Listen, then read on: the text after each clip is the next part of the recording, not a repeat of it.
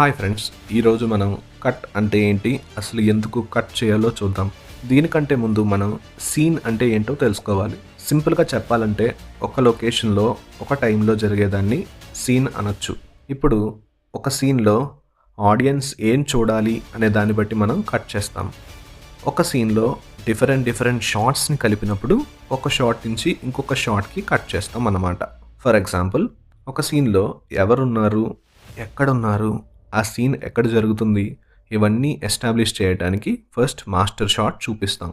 కానీ అక్కడి నుంచి వాళ్ళ ఎక్స్ప్రెషన్స్ క్లియర్గా కనిపించవు, కాబట్టి దగ్గర నుంచి చూపిస్తాం. అప్పుడు వాళ్ళ ఎమోషన్స్ మనకి క్లియర్గా అర్థమవుతాయి.